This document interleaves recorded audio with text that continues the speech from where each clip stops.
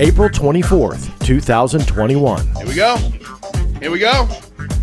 Are you ready to make a change, Mataluni? Let's do this, Luis. I'm so excited for today. You ready to get some people hyped, Mataluni? Get them hyped. An event known as the Big Phone Home commences with a kickoff filled with passion, fun, determination, and a mission to demand more transparency from the U.S. government and encourage scientific study of the UFO issue. So, today, you guys, is all about activism, all about getting the word out on the UAP transparency train. People from all over the world took part, and thousands tuned in to see what it was all about. That's really wonderful to hear. Now it's about to happen again, but this time it's much bigger and has a much more concentrated effort to bring people together and yet again ask the U.S. government for transparency when it comes to unidentified aerial phenomena. Joining me today, Luis Jimenez, the brainchild of the Big Phone Home and host of the Unidentified Celebrity Review. Joining as well is Michael Mataluni, the host of the Singularity Lab. A digital marketer by trade, he saw Luis's vision and immediately jumped in to join forces and bring the entire project to a new level. So stay tuned, because you're about to explore the Big Phone Home 2 as we journey inside the Black Vault.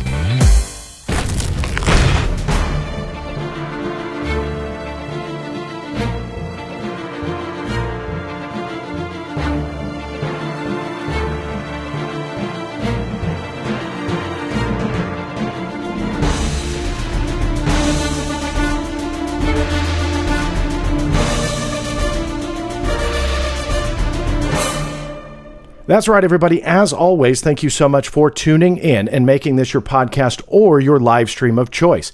I'm your host, John Greenwald Jr., founder and creator of theblackvault.com.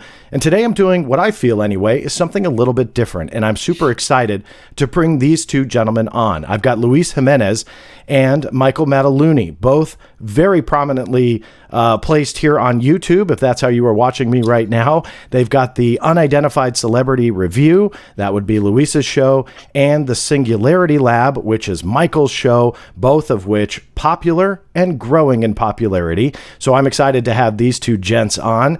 You guys, thanks for taking some time and spending it with me today. Heck yeah. I'm excited to be here, John. It's our pleasure. Yeah. So I'm excited to bring you on because you have started, Luis, I think that this was your brainchild, and please, guys, correct me if I get any facts wrong, but you started something called the Big Phone Home. Yep. Now, I want to start with you, Luis, and tell me a little bit of a rundown of the Big Phone Home. You've already done one. The second one's coming, and we'll get to that. But in a nutshell, what is it? It's essentially a gathering of professionals, amateurs, journalists, military members, and enthusiasts to come together on the same day and call Congress and demand more transparency, more data, more serious discussion, more scientific discussions, and congressional hearings is what the main focus of the Big Phone Home 2 is going to be. But that's essentially it in a nutshell. It's just a way for us to find common ground. For the first one, it was 24 hours. For this one, it'll be 24 full hours, or 8 hours live stream was the first one. This one, we're doing 3 live streams in 8-hour sets. So you're getting a full day of shows and discussion. But yeah, that's the idea.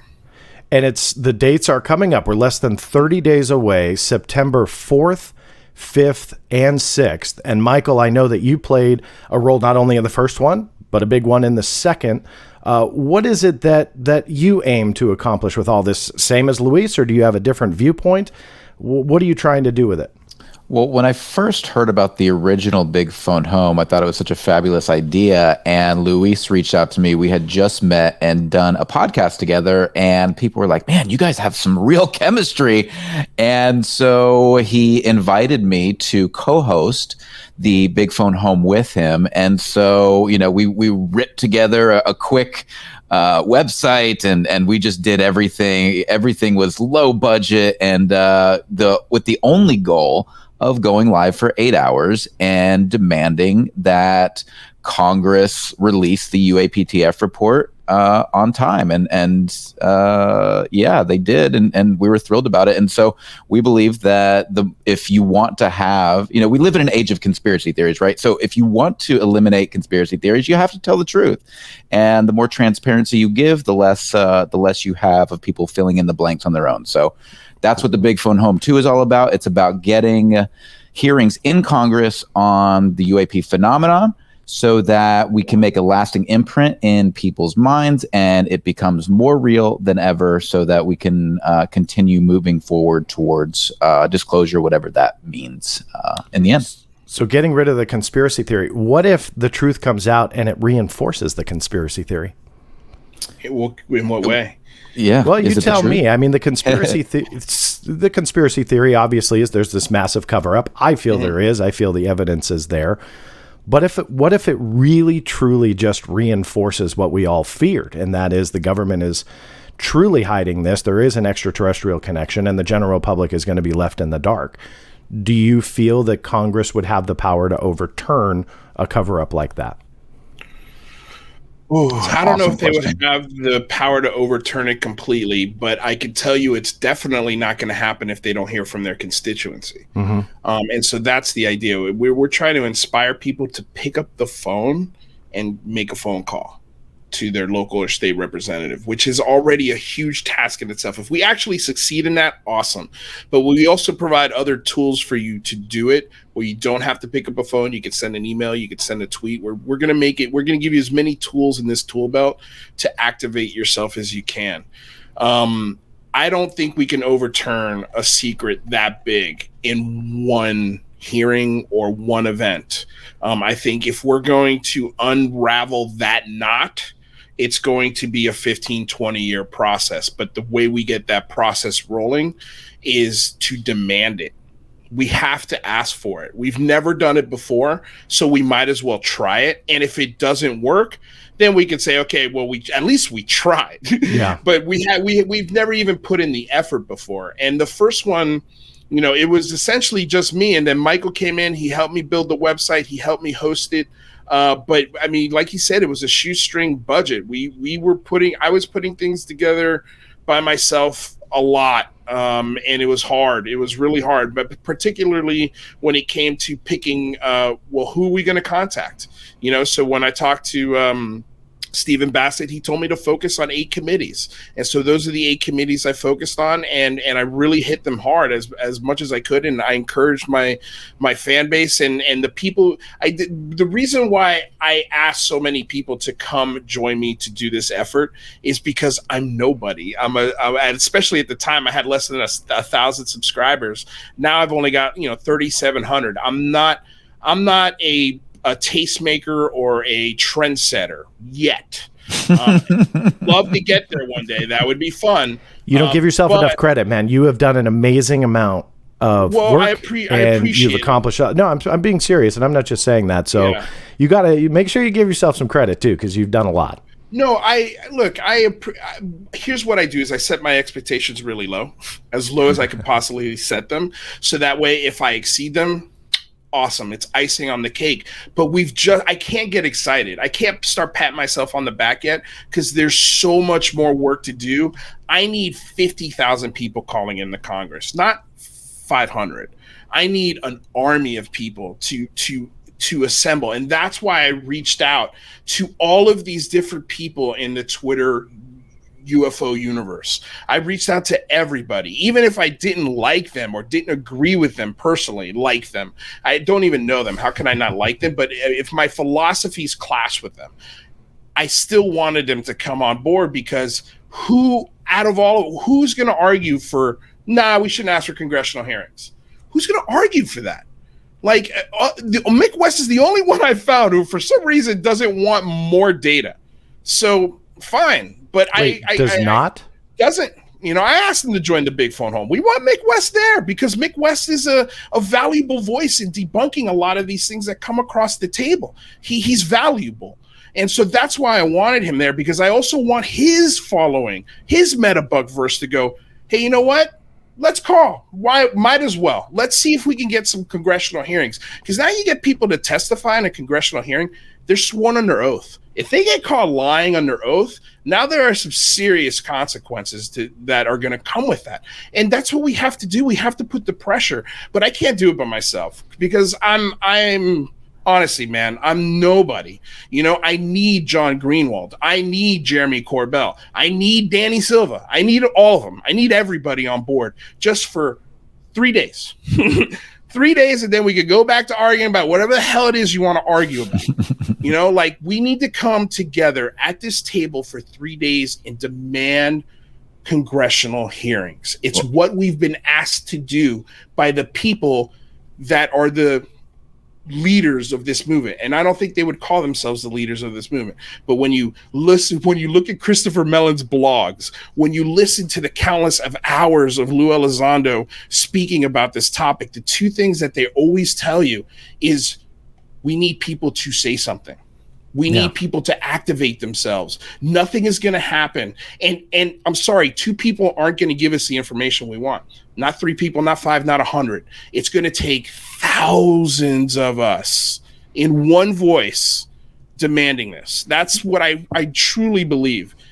Because for me, this issue is bipartisan. It's an issue that you can really pool a lot of ideas and philosophies and ways of thinking under this umbrella of UAP, because if it's real, if it is a cover-up as you think it might be, John, at least that's the way the information is pointing, right? If that's what it turns out to be, all of a sudden borders mean nothing.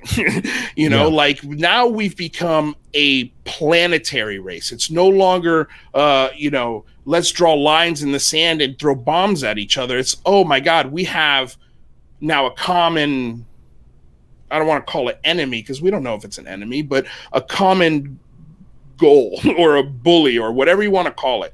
If this thing turns out to be malevolent, we would have to band together. We would have to come together. And even if it's not, even if it's a peace-bearing civilization or whatever it is, we still have to come together. We still have to erase these borders because we have to catch up to a spacefaring civilization. Like, do you think they have borders? Do you think they just show up on planets and plant the flag and go, this is mine?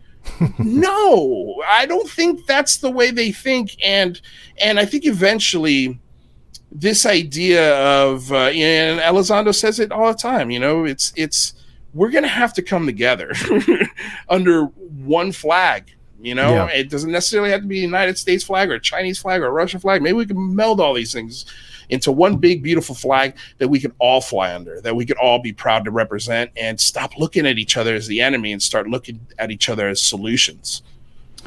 Michael, if the end goal for you guys is those congressional hearings, if they happen, number one, I know that you would want them public, but number two, what do you think would ultimately be revealed? Do you have this dream scenario?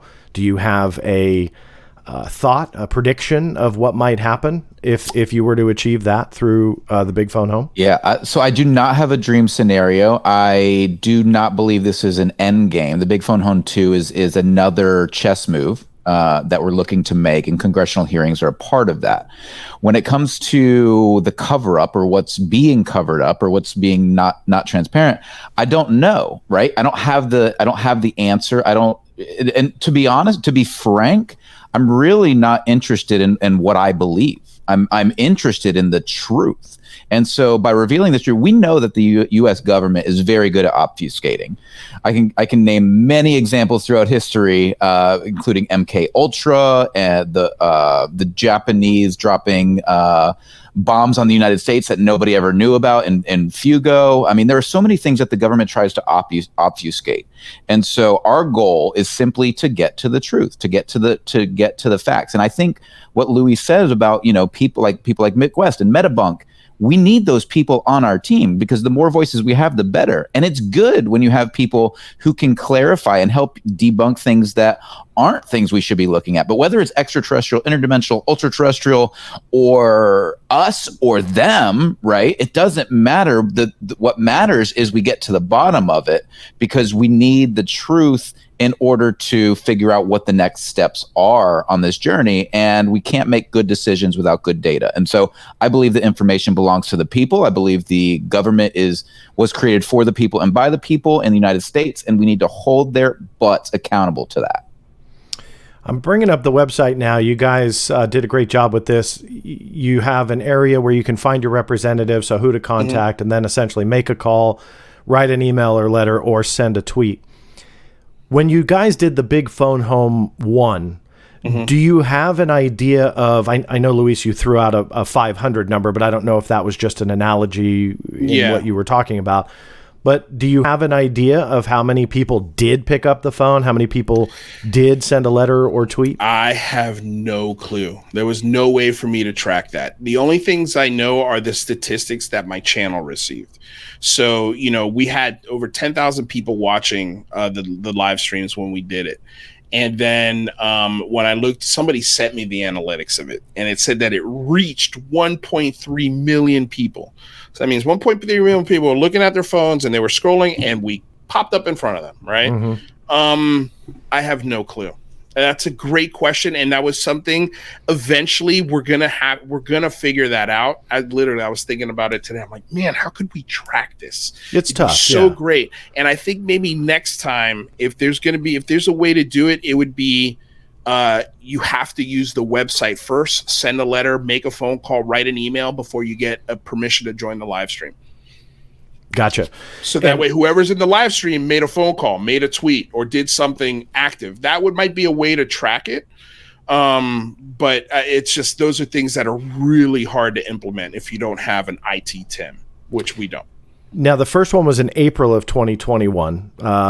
Regardless of how many people took part, I'm sure you had quite a few just based on the people that were watching the stream. And, I see how much interaction you get through UCR and Singularity Lab. And I know that it's a very tight-knit group. So I'm sure you had a lot of people that were sending those letters. Yeah. Did you ever hear about responses? I've heard of a couple of folks got responses to their letters. Some people got responses through emails. I don't think there were many phone calls that got returned. I do know that we definitely got the attention of folks within the government, lawmakers, DOD, Navy. We're on the radar now. So that's a good thing. Again, I was setting my expectations as low as possible. If I was in my brain, I was like, if I could get 100 people to call, that would be successful. Honestly, that's a tough ask. Thankfully, though, around the same time, James Fox had also put out his website, UAP Act Now. So I just kind of hijacked that and said, hey, I'm going to push this website because this is a really great way it's another tool in the tool belt.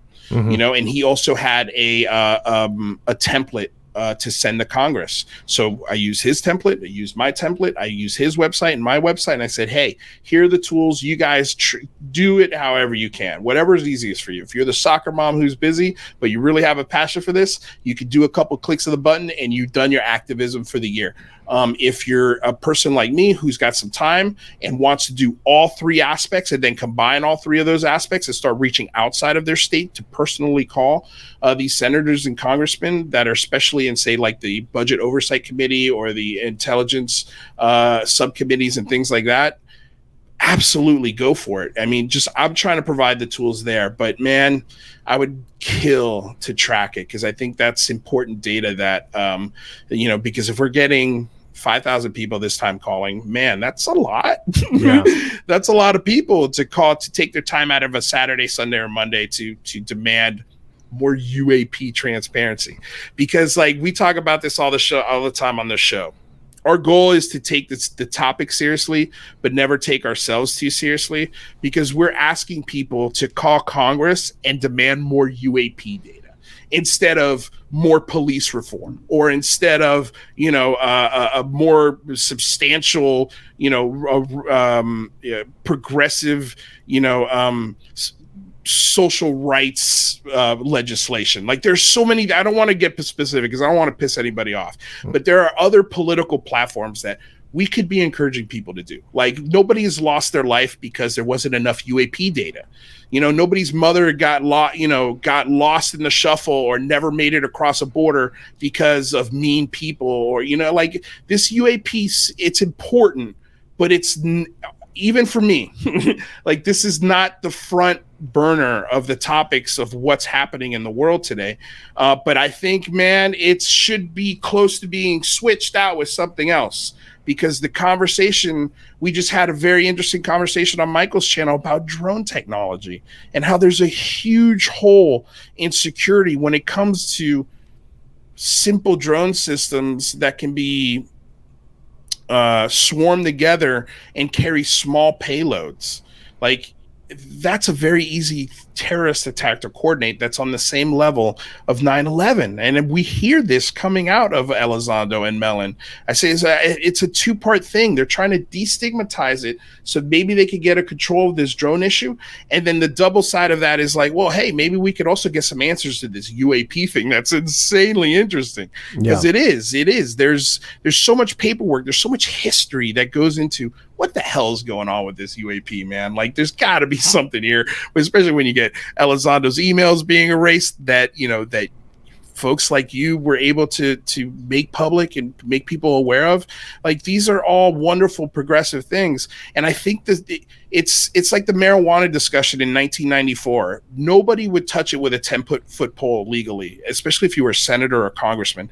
Today, it's almost a legalized substance. I mean, we're having the conversation. I mean, the president just denied it, which is crazy. But next president, I don't think will. I mean, like it's going to be pretty much like beer in the United States. So those things don't happen unless we talk about it, unless we put the pressure, unless we call, unless we write. Now we have the ability to tweet at them. There's so many great tools to get in touch with these folks. And now that the thing that gets me excited about the big phone home too is if we've got 10,000 people in the stream, which is what we had on the first one, and I think we're going to exceed it. But let's just say we have 10,000, and I could get half of those people galvanized to tweet at Marco Rubio all at the same time. Now you've got some legitimate political power. Exactly. Maybe we get Marco Rubio on the show and we could talk to him for 15 or 20 minutes about this topic and express to him the bipartisanness of it, like why it's a bipartisan issue and why government needs to do this, because government's got a trust issue right now, a big trust issue. And like every veteran that comes on the show has a trust with its own government.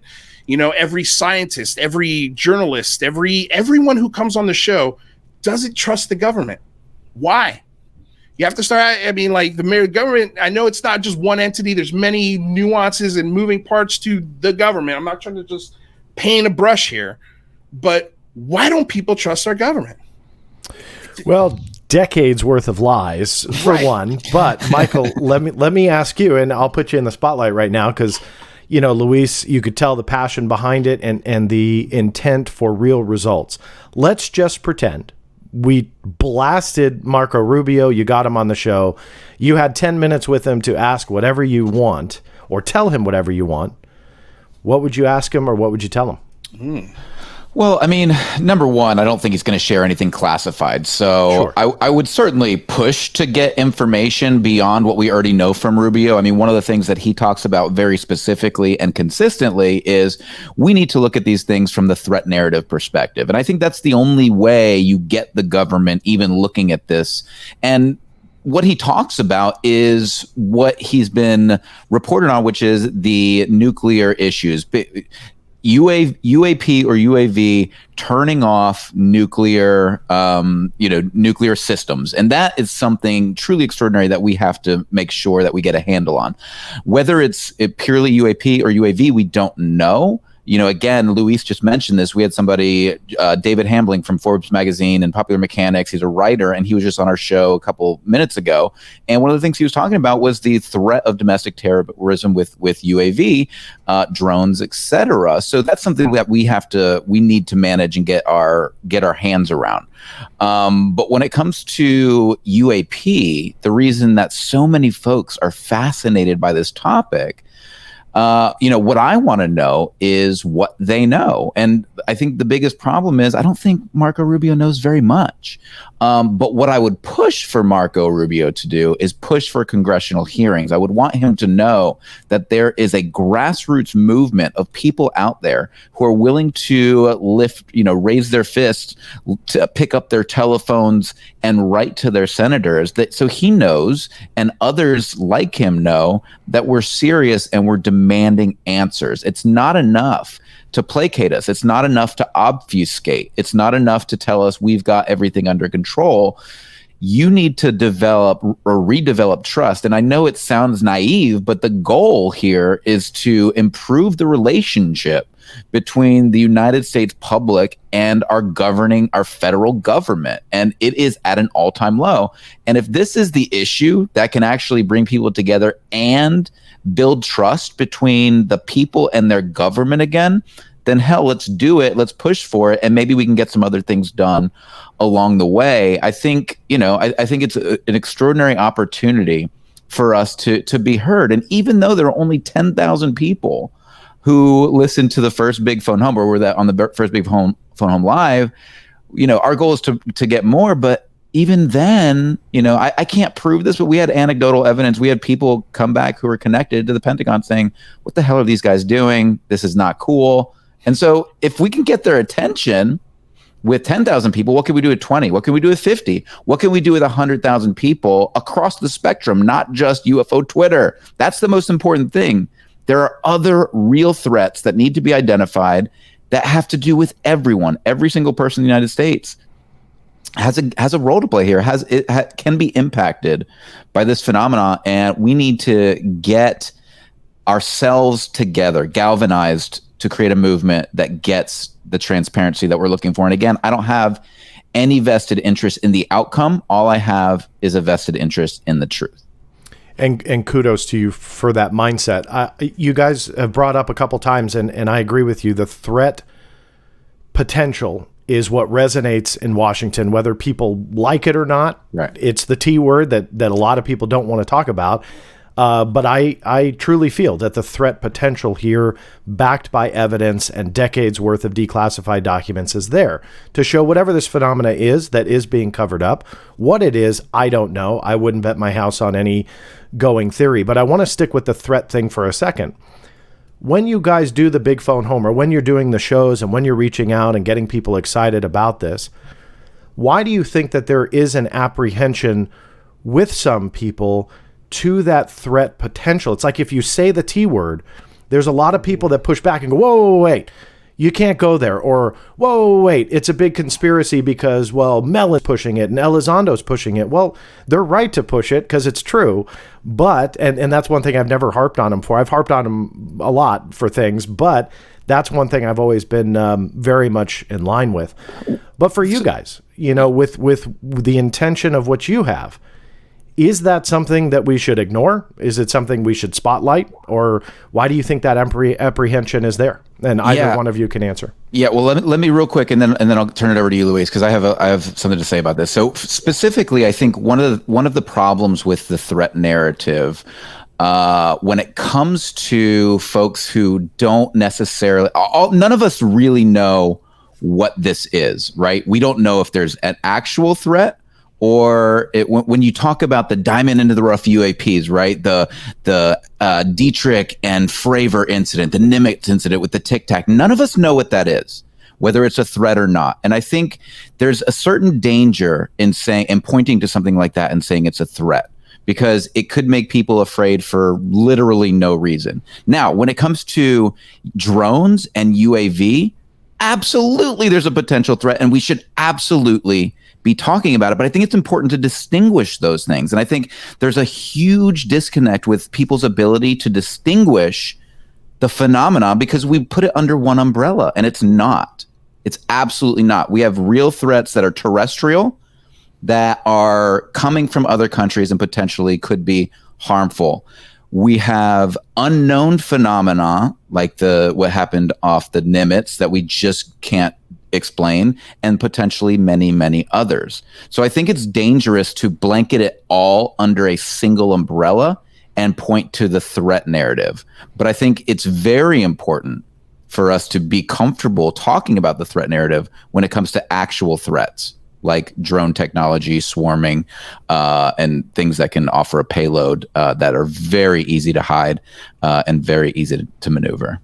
I just saw a headline the other day that the Air Force is experimenting with like mosquito-sized drones, something to that effect.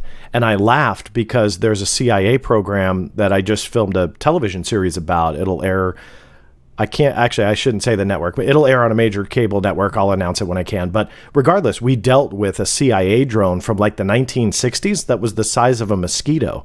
Right. So what was funny, or a dragonfly, excuse me. Right. So what was funny was that they're profiling this thing in the mainstream media now with the Air Force. And it's like, well, wait a minute, guys, where have you been? Like, they've had this stuff for decades and decades. So anyway, I always get a kick out of that. But the threat, and I also punch the word potential and connect it to threat, because we don't know. And you're absolutely right. We shouldn't just blanket it. Luis, though, let me bounce it to you. Do you think that threat potential, that threat narrative that has been really kind of prevalent through the message of Luis Elizondo and Christopher Mellon and that entire push, do you think that is ultimately what resonated in Washington more than all else? Definitely. And I'll tell you why. Here's my theory on it is, since the day I was born, which is August 4th, 1980, so I'm 41 years old, I have not known this country to not have a threat. When I was really small, it was Rocky versus Drago. It was Russia and the United States. Then the Berlin Wall fell, and we had no one to fight. All of a sudden, Saddam Hussein shows up. And even though we gave Saddam Hussein gas to and weapons to kill his own people, and we propped them up millions of different ways, we created Saddam Hussein essentially. But now he's a threat. And so now we're in the first Gulf War. That was 5-6 years. Then we had 9/11. And now it was terrorism is a threat, and Saddam Hussein is a threat, and Afghanistan is a threat. And now we've been at war since I've been 21 years old, half my life, an active military campaign that has cost this country trillions of dollars and millions of lives, if you consider the other side. It angers me. It boils my blood when they paint the word threat on things. It really, really does. I don't have a good taste for it in my mouth, being the age that I am, because every time they sell me a threat, that means they're trying to get a new something started. It's usually a war, a full-fledged war. So when I heard threat for the first time, I really hated it. Hated it. Stepping back now, seeing where things are, I understand why they did it, because it immediately got some fires under the asses of some really important people that got the ball rolling, that got the funding for ATIP, that got Lou Elizondo his position, that got the videos that we got, and then we revealed that we've got this now UFO secret program that's been there for, we think, at least 10, 12 years, John, maybe longer.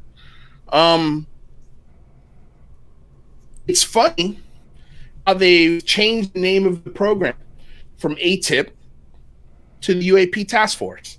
I think they know that word is a trigger for a lot of my generation. And they were wise to take it out. That's my theory on it, but I understand why they did it. I don't think is it a part of the big phone home discussion? It's a great question. We never mentioned once the word threat in the first big phone home. It might come up in this one just because I think drones are going to be a big part of the discussion.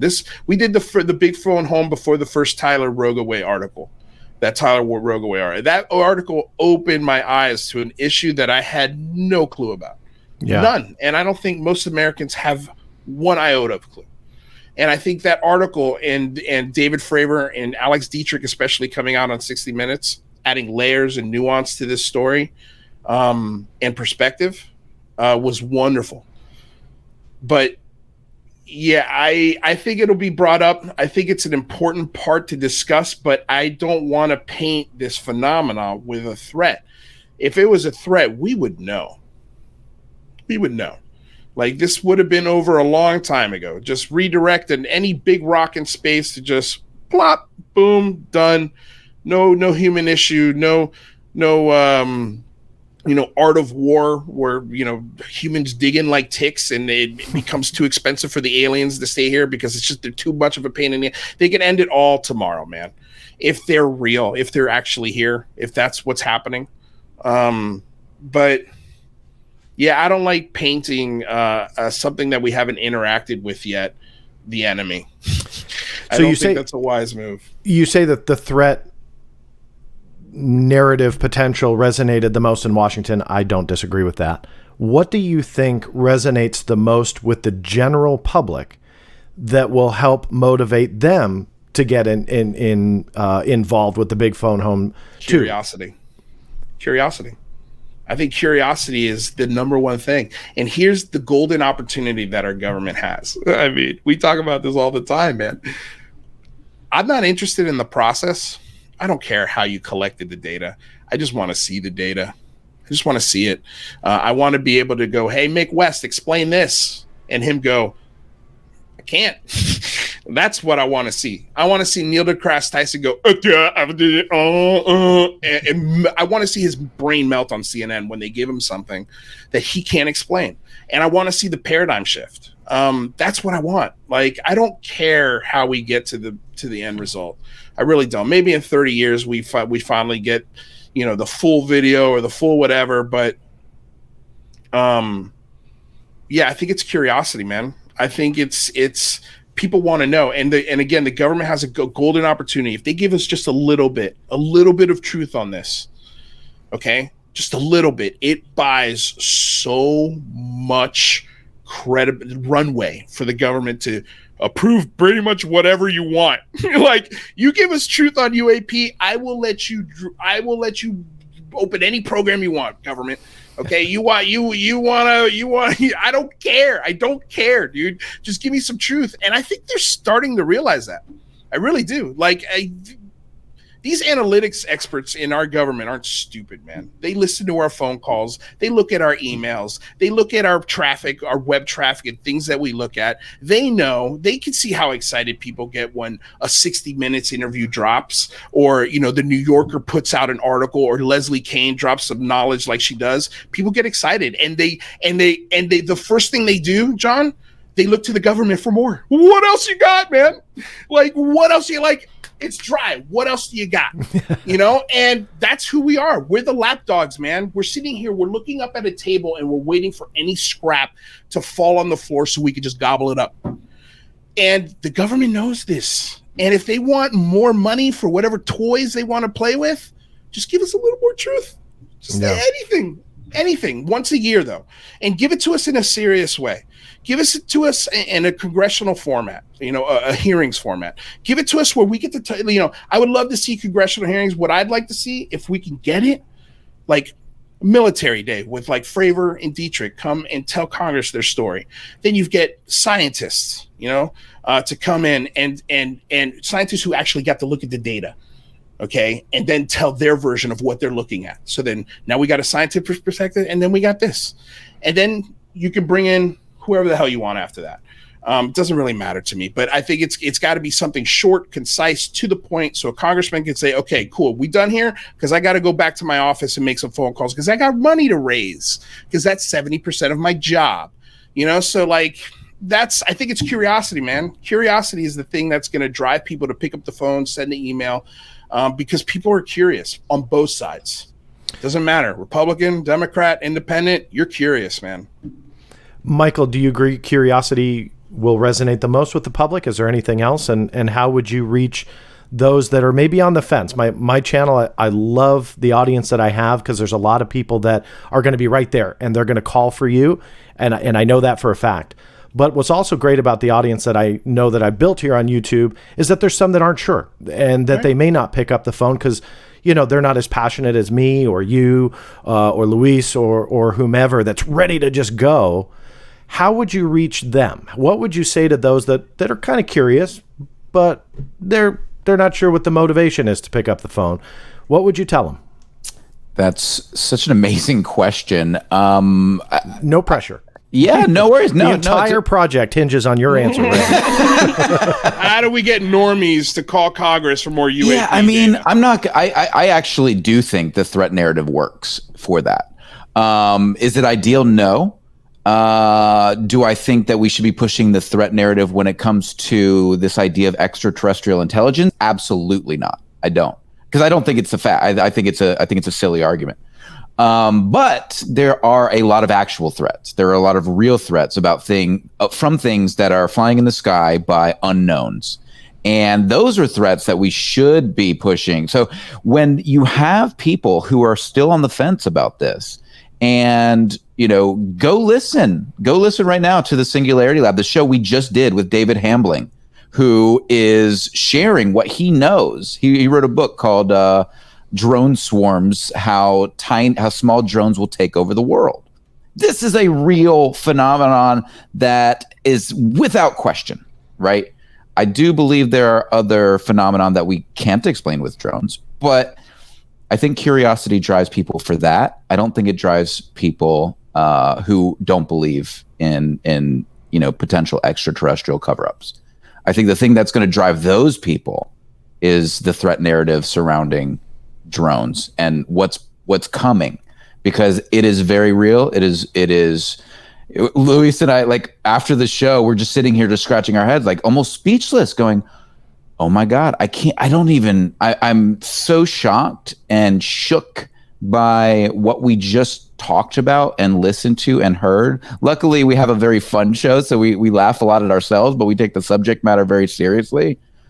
But it's scary. And there are real things out there that are very present and very terrestrial that we need transparency on from the government as well. So I believe we have two camps here. I believe we have the UFO UAP camp, who significantly believes that there is something very real, either extraterrestrial or interdimensional, that is here, or maybe breakaway civilization, future humans, whichever hypothesis you want to put your finger on or pick.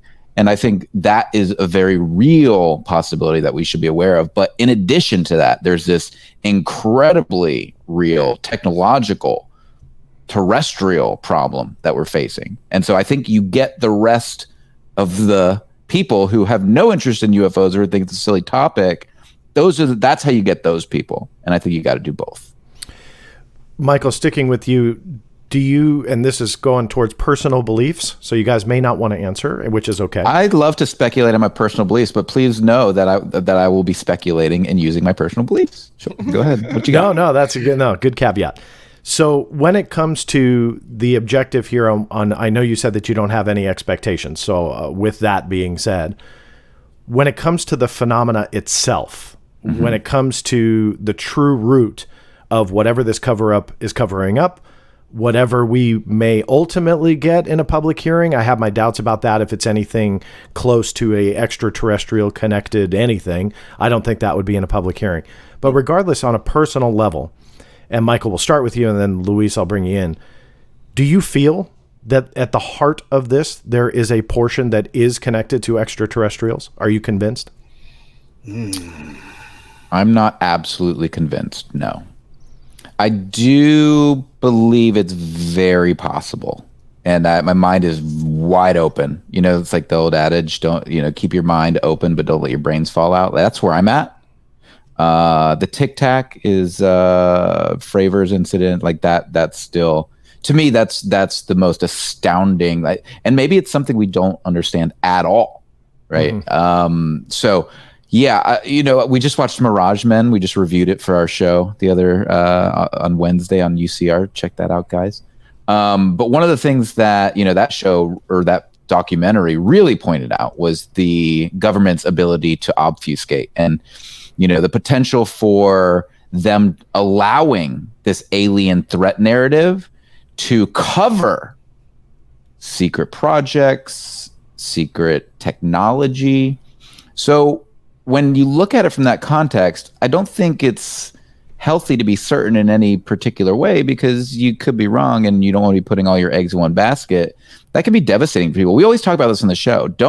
It's so important not to invest your entire identity on an outcome, because that leaves you vulnerable to bias. It leaves you vulnerable to irrationality. It leaves you vulnerable to depression when you link your entire identity to an outcome. So it's dangerous. That's why I don't do that. Do I believe it's very possible there is an extraterrestrial cover? I still do. Do I believe that it's a mix between the two? Sure. Could it be 99% U.S. tech and this threat narrative and obfuscation and 0.01% extraterrestrial? Could be. I don't know. I don't have the answer to that question, but what I do know is we need transparency. We need it from the government, and we need it now. And it doesn't matter what I believe. Yeah. Well, but it does, because I always love to get into people's passions and why they do what they do. And Luis, I'm pulling you in next, but really quickly on what you said a moment ago, I've tweeted a couple times about this and posted on social media. I'm just saying tweet because whatever.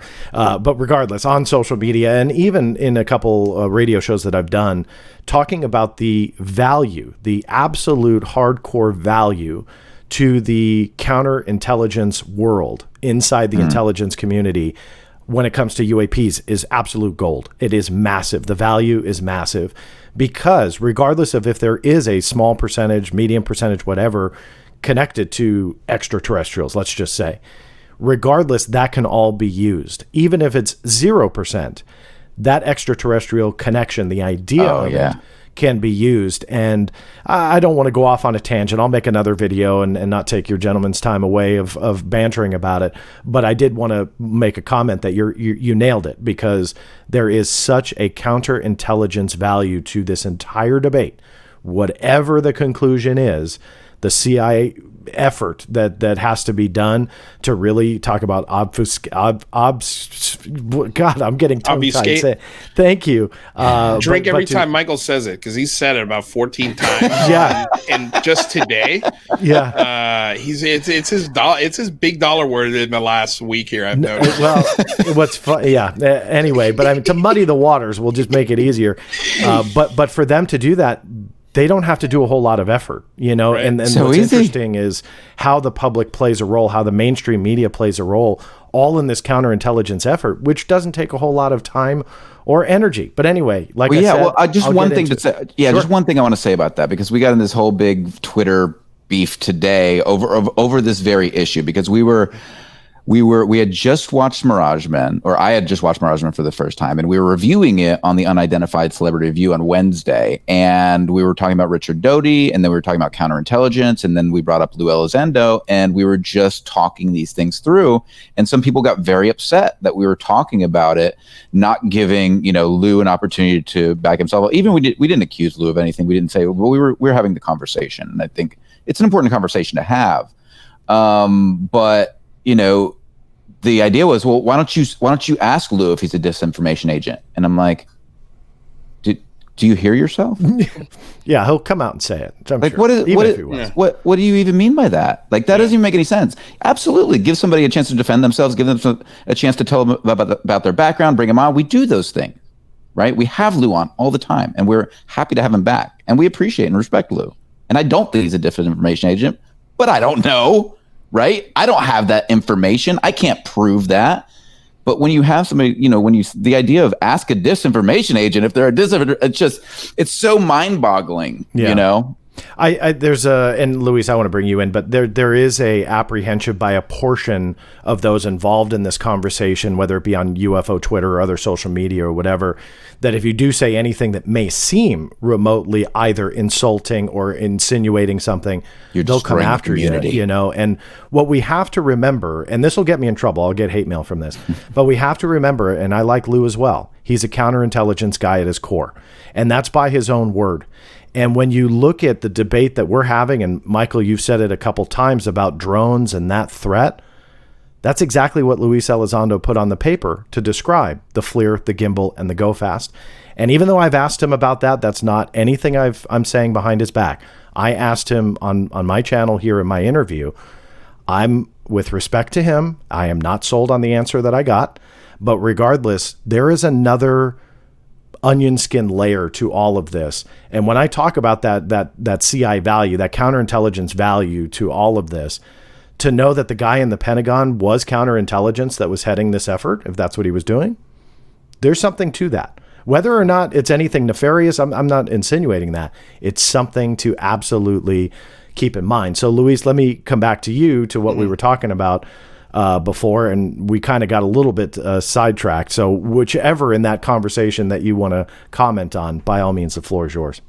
Well, I guess the first question was, do I have a belief system for this? Well, so if you want to go there, so what I had asked was, do you believe tie? Correct. On a personal level. On a personal level, I've had a sighting.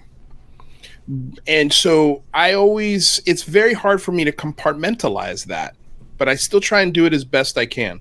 Even though I had a sighting, it was very close. It was life-changing. I wasn't the only one who saw it. I had 15, 20 people that saw it with me as well, adults as well. Okay. I still don't know what I was looking at. Could have been military, could have been a multitude of things. Not only that, it's just, at this point, it's a 37-year-old memory. Or not 37, 28-year-old memory. It happened a long time ago. So I can't put my flag in the ground and go, they're real, they're here, I've seen them, and I know. Like, it's absurd for me to do that. But I have a pretty good idea. I think, at least I believe. But I can never, here's the thing. This is my standard, right? Is, can I put this in front of a senator and convince them to look into this more, to make this part of their daily routine? And if the answer is no, then I kick it to the curb. And that's what I got to do with my own personal beliefs and bias. And so I'm going to go with Michael. I don't know. I don't know. I can't give you a solid answer 100%. I lean, toward an extraterrestrial possibility. But there's no smoking gun. There's no evidence, even though I have my own sighting. But I didn't see aliens. And even if I did see beings, how do I know they're aliens? How do I know they're from another planet? Like Sean Cahill told me, he's like, how does anybody know anything? The only way you know is if you can follow them back to where they came from. And nobody here has done that. Nobody's followed them back to where they came from. So nobody knows. Nobody has a clue.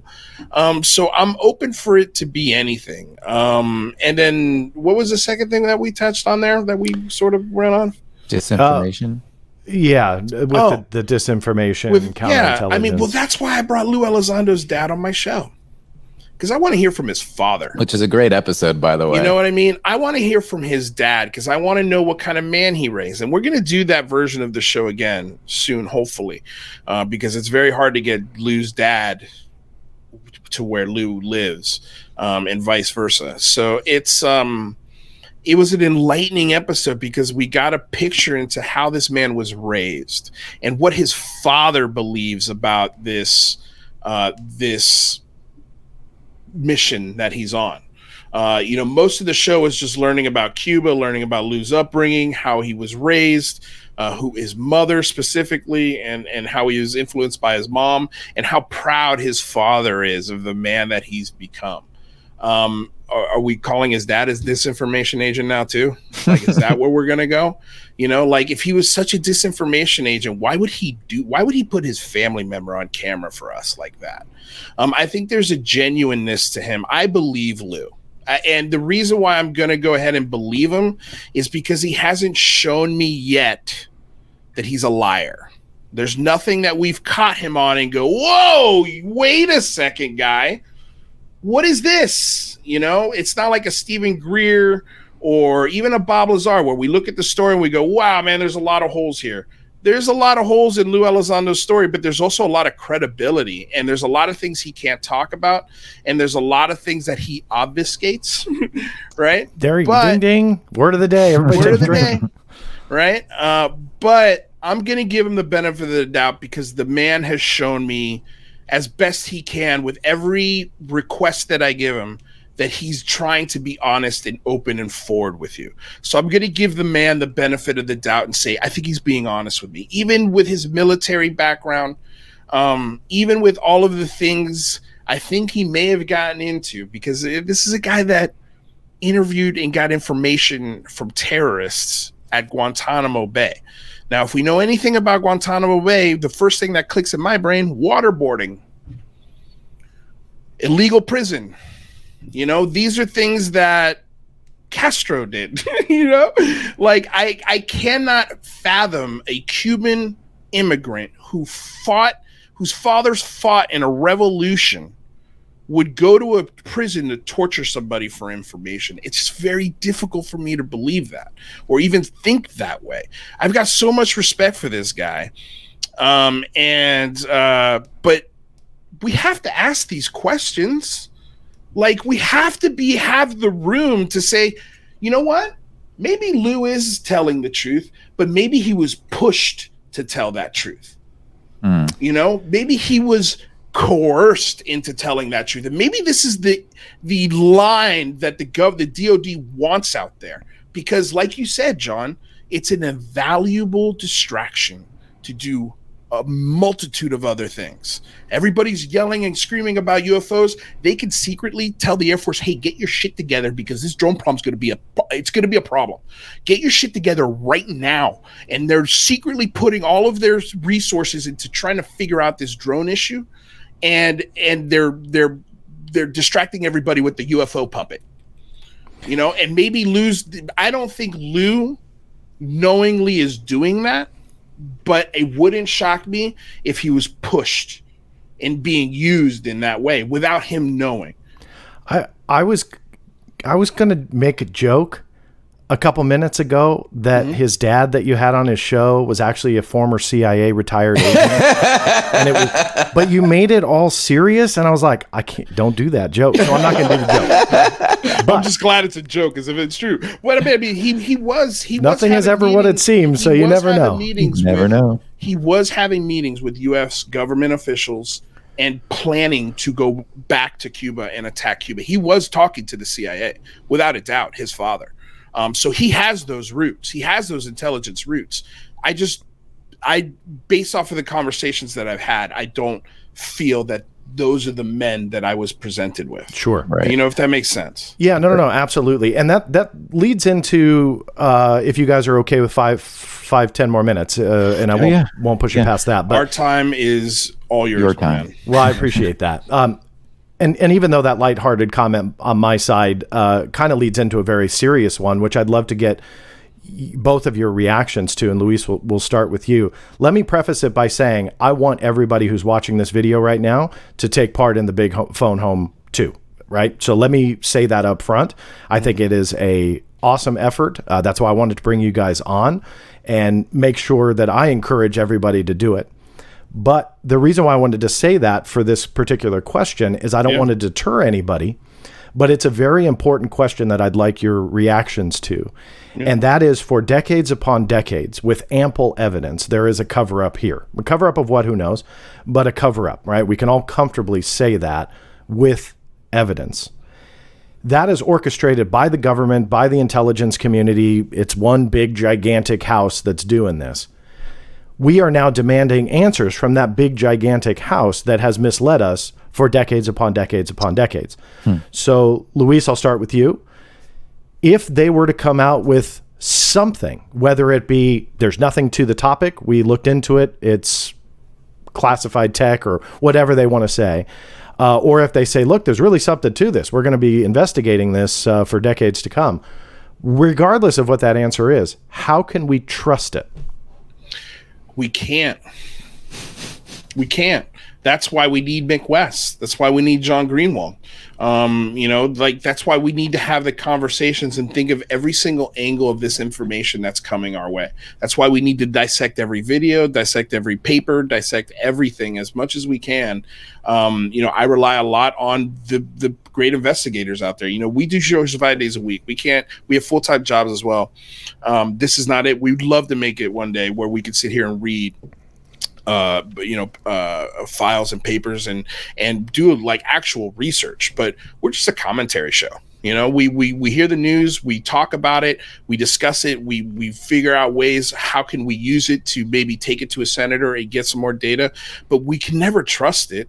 But that's what we have. That's what we have right now. And I think part of getting the conversation going, getting congressional hearings, and getting, say, a UAPTF report every single year is we could also start to lobby Congress to start giving some scientific grants, public grants, so we can give Harvard more money. We can give the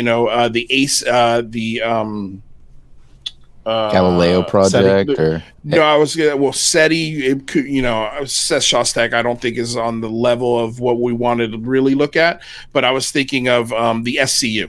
Right. So institutions of learning, or institutions where higher level thinkers, PhDs, philosophers are coming together and give them the grants. Instead of giving a $20 million grant to ATIP, let's give a $20 million grant to the SCU, and let's start collecting this data ourselves. So that way we don't have to rely on the government. But what would be cool, and I think, again, another golden opportunity for our government and lawmakers to really think about and contemplate is, hey, we can give Harvard this, let's say, $100 million grant to study this for the next 4 years. They get the instruments, they get everything set up, and they collect data, and whatever data they collect every year, the government and Harvard could come together and compare notes and say, okay, here's where the data conflicts. Here's where it meets. Let's present this to the public. And then let's see where they want to go from there. Or let's see where the data takes us, really, is where it should go from there. But this idea that, hey, look, we're willing to collect the data ourselves if you give us the opportunity and the budget to do so. And then we'll also, at the same time, we'll give you guys the budget too, because we think the UAPTF, I personally would love for them to have $100 million budget every year. Every year. Give them a big budget. But with that budget, we want a report either every 6 months or every year at the very least. And we just want some transparency. We want an open discussion. We want scientists to be able to safely talk about this.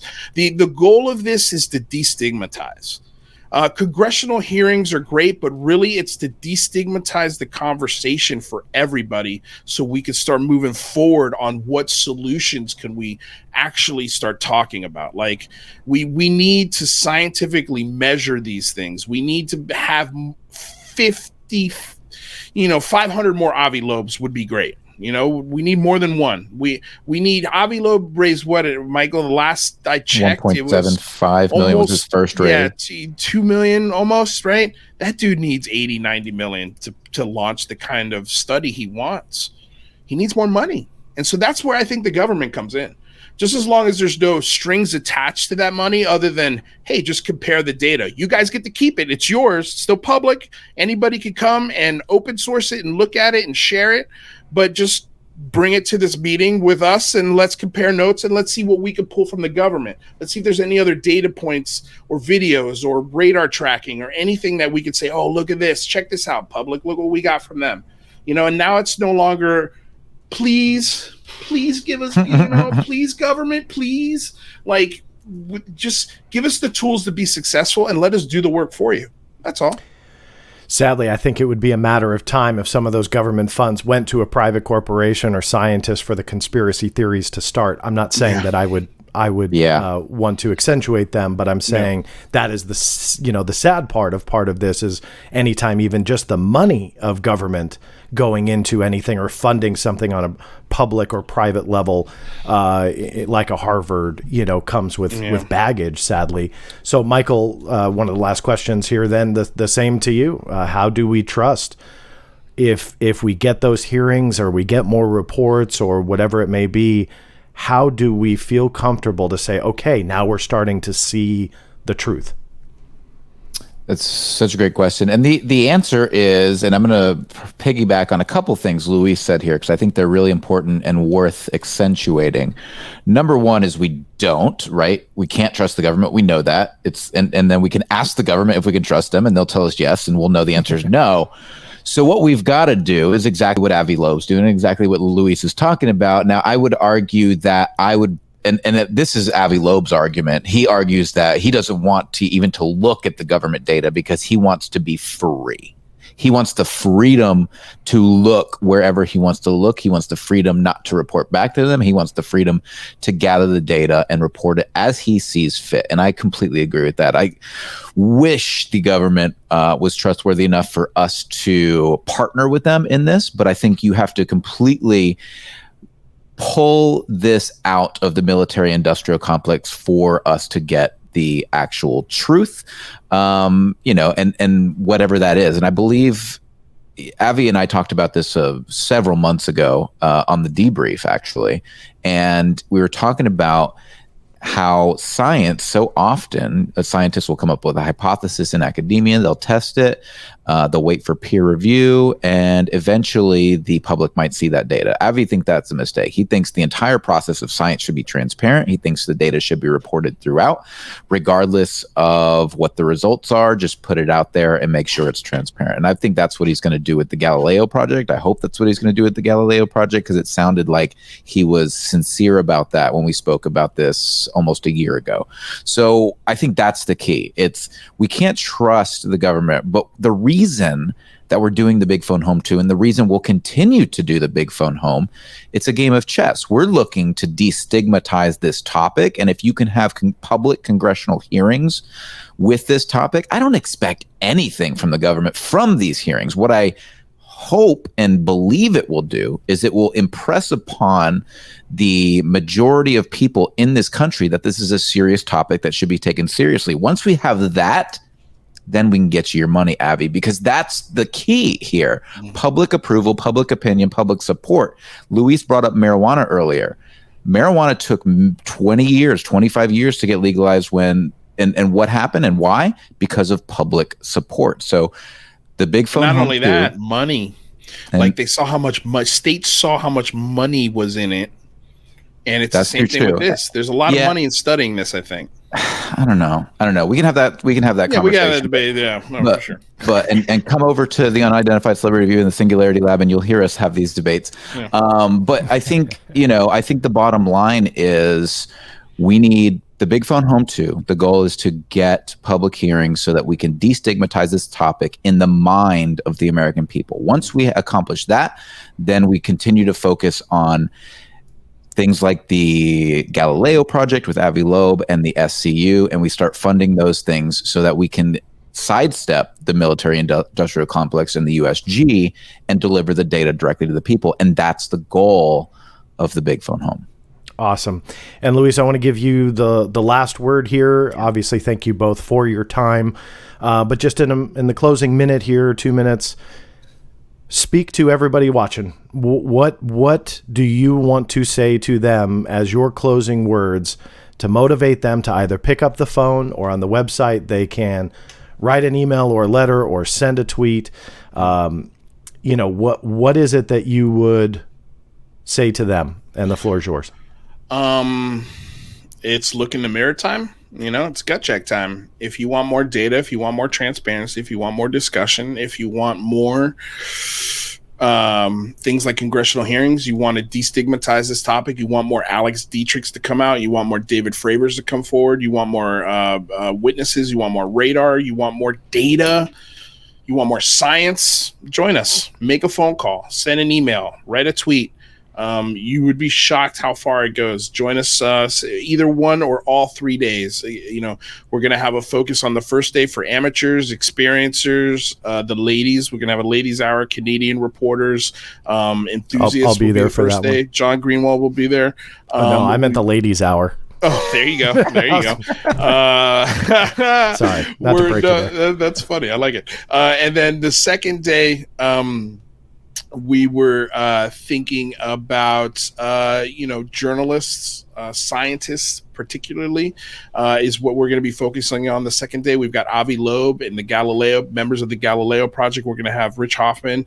I still haven't reached out to him, but he agreed a while ago. We're going to have Rich Hoffman from the SCU and other SCU members, and we're going to focus on science discussion of the UAP on the second day. And then on the third day is going to be veterans and current military members. So we're going to try and cover all three gamuts of this discussion so nobody's left out. Nobody feels left out in the dark. We're going to have fans interact. You're going to be able to call and share with us your activism efforts in the last hour of every day. There's going to be a lot of ways that we're all going to be able to get together and tweet at senators and get their attention. And your help, you guys could possibly help us get guests on and put some fire under the feet. If I had Senator Rubio in front of me, my question to him would be, what would congressional hearings look like? How do you get the ball rolling on it? Who would you talk to first? Things like that. Like, these aren't questions that TMZ are asking, These are questions that I would like answers to, even if he gives me a political flub answer. But the only way we do it is if we come together on these 3 days and just try, put in the effort, just try. And it doesn't have to be a lot. I mean, we've got options where you can sit down for hours and really dive deep into contacting representatives, or it could take you as little as 5 minutes or 2 minutes or 3 minutes, whatever it's going to end up being. But the point is if you're interested, if you're listening to this conversation, you're curious. You have to be. It's the only reason you're here. If you're curious, pick up the phone with us September 3rd or 4th, 5th, and 6th. And really, honestly, you can do it anytime you want. The Big Phone Home is not a date. It's a state of mind. If you want change, you have to ask for it. So I hope that motivates you. Oh, that's awesome. And very, very well said. And to both of you, thank you both very, very much for taking your time. I'll repeat it. Encourage everybody that's watching this, take part in the Big Phone Home 2, September 4th, 5th, and 6th. The address is on your screen if you're watching on YouTube. And if you're listening on the podcast, just go to thebigphonehome.com. And in the podcast description, in the YouTube description, there will be links to all of Luis's channels, social media, Michael's channel and social media. And I highly recommend. These two are a lot of fun to be on their side of the interview. So it was a lot of fun for me this time to switch roles. I had the opportunity to be on both of your shows here in the last month or so at different times and had a blast. You guys both ask great questions, and you have a great balance between having fun and asking great questions. So well done to both of you, and I wish you all the best with this, and however I can help, definitely let me know. So thank you guys. Appreciate it. Real quick, so one other quick thing. If you go to, I'm not sure when you're going to post this interview, but if you go to the website and these buttons aren't working, we should have all of these buttons and all of these systems in place by August, I'm going to say just 12th, just to give us a little bit extra buffer. The website right now is just the skeleton, but by the 12th, all of this stuff should be implemented and working, maybe even sooner. But again, I'm just saying the 12th just to give ourselves a buffer. But the website's up just so you guys can get an idea of who's running it, who's going to be in it. It's going to be updated constantly. So just know that about the website. But if you have any questions, don't hesitate to reach out to us either through email, which is thebigphonehome@gmail.com, or you can reach out through us on our show. You can watch our show and chat to us there, because we're live every single day, Monday through Friday. So that's it. Very good. Well, thank you for that, and thank you all for listening and watching. We'll make sure that I get, again, all of your social media links, because I'm sure you would encourage them to follow there as well. And all of the updates when the website changes will be posted there as well. But thank you guys a lot for your time today. Thank you so much, John. It was an absolute honor and pleasure to be here. I appreciate that. And thank you all for listening and watching. This is John Greenwald Jr. signing off, and we'll see you next time.